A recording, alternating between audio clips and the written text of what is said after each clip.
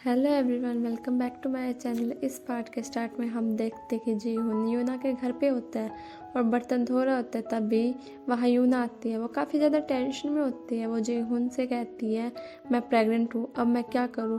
ये सुनकर जीहुन हैरान हो जाता है। तभी उसकी नज़र एक ब्रेड की शॉपर पर जाती है जिसमें रबड़ लगा होता है। वो रबड़ को निकाल कर जल्दी से यूना को पहना देता है और उससे कहता है, चलो हम शादी कर लेते हैं। सुबह तायसंग अपने घर से बाहर निकलता है। लिफ्ट बंद हो रही होती है। तायसंग उसे ऑन कर देता है। वो देखता है कि अंदर मिस्टर डू और मिस जू होते हैं। तायसंग अंदर आ जाता है। वो मिस जू से कहता है, क्या आप इंटरव्यू लेने आए थे। मिस जू मना कर देते तो तायसंग पूछता है, तो क्या आप यहाँ पर मूव हो गई है।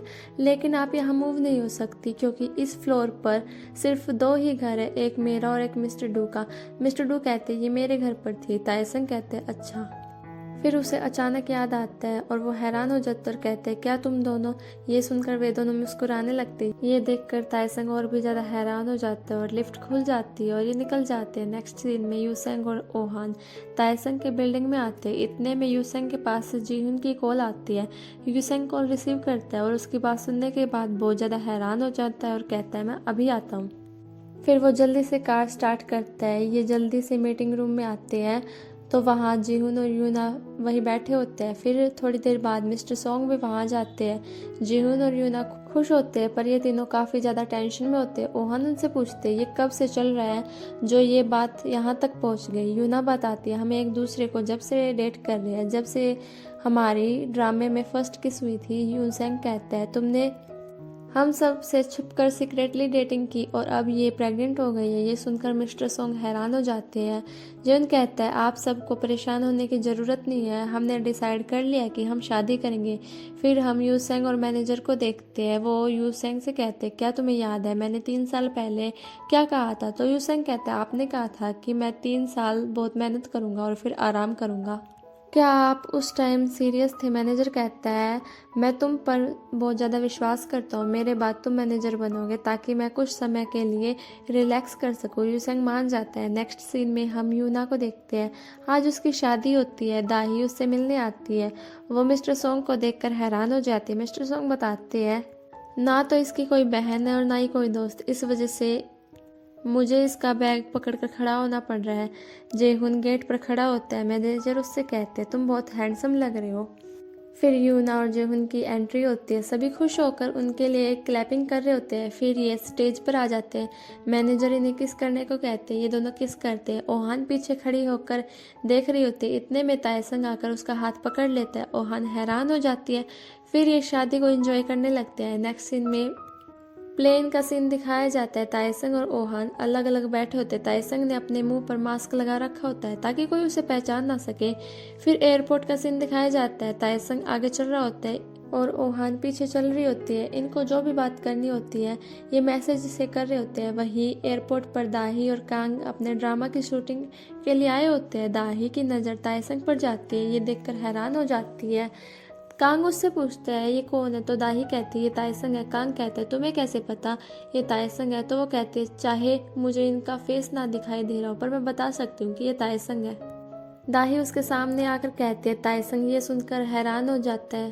तायसंग डर जाता है और एकदम से पीछे मुड़ जाता है। फिर वो मास्क नीचे करके इनकी तरफ मुस्कुराता है। दाही उससे पूछते, आप यहाँ क्या कर रहे हो। तो वो कहता है, मैं कुछ टाइम के लिए ब्रेक चाहता था इसलिए वेकेशंस पर आ गया। यूनसेंग भी उसे देखता है और उसके पास आ जाता है। ये भी इससे देखकर हैरान होता है। ओहान जब इन्हें देखती है तो वो जल्दी से छुप जाती है। यूसेंग और यूनसू से देख लेते हैं। यूसेंग कैंग और दाही को ले जाता है। फिर ये दोनों गाड़ी में होते हैं। तायसंग कहता है, हम खाना खाने चलते हैं। मैंने ऐसी लोकेशन ढूंढी है जहाँ ज़्यादा लोग नहीं होते।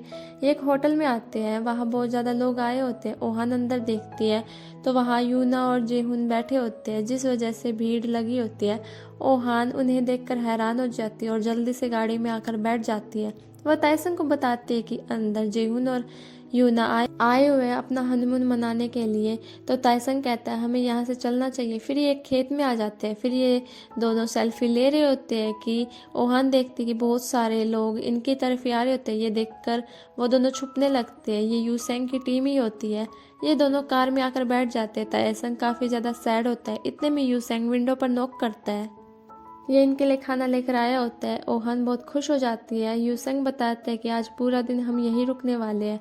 फिर वे दोनों रिसोर्ट की तरफ आ जाते हैं। ओहान पोस्ट चेक करती है। ताइसंग की फ़ोटो वायरल हो जाती है कि वो अकेली वेकेशंस पर आ रहा है। ओहान ये देखकर परेशान हो जाते हैं। फिर ये दोनों वहाँ आ जाते हैं। ओहान को ये जगह बहुत पसंद आती है। ओहान ताइसंग के शोल्डर पर सिर रखकर कहते हैं ये जगह बहुत कंफर्टेबल है, तो हम कहीं नहीं जाते और यहाँ पर रहकर एंजॉय करते हैं। फिर थोड़ी देर बाद का सीन दिखाया जाता है। ओहान सो जाती है। ताइसंग उसे उठाता है और उससे कहते हैं तुम जल्दी से तैयार हो जाओ, मुझे तुम्हें कहीं लेकर जाना है। ये दोनों डिनर के लिए आते हैं तो ओहान सबको देखकर हैरान हो जाती है। उनके सभी फ्रेंड होते हैं। फिर ये सब एक साथ मिलकर खाना खाते हैं। मिस्टर डू भी सभी को बताते हैं कि मैं और मिस जू रिलेशनशिप में और बहुत जल्दी शादी करने वाले हैं। फिर सुबह का सीन दिखाया जाता है। ये दोनों सी साइड की तरफ खड़े होते हैं। ताइसंग उसे किस करने वाला होता है कि तभी ओहान के पास रिपोर्टर्स की कॉल आने लगती है। वो कॉल रिसीव करती है तो वे कहते हैं कि ताइसंग वेकेशन पर गया है, क्या वो अकेला गया है या किसी के साथ, ये पता करो। कॉल कट करके ओहान कहती है अब टाइम आ गया है कि हम ताइसंग की गर्लफ्रेंड को रिवील कर दें। ये सुनकर ताइसंग हैरान हो जाता है और खुश भी। फिर वो ओहान को किस करने लगता है। फिर 1 महीने बाद का दिखाया जाता है। मिस्टर डू मिस जू को कॉल करते हैं और कहते हैं मेरा काम ख़त्म हो गया है तो मैं निकल रहा हूँ। वहीं मिस जू के पास उसके मैनेजर आते हैं और कहते हैं अब मैं तुम्हारा प्रमोशन कर दूंगा। फिर यूना और जेहून का बेबी होता है और उनकी लाइफ काफ़ी अच्छी चल रही होती है। वहीं ताइसंग और ओहान वेकेशंस पर गए होते हैं और यहीं पे ये ड्रामा ख़त्म हो जाता है। तो मिलते हैं अगले ड्रामा में, तब तक के लिए बाय बाय।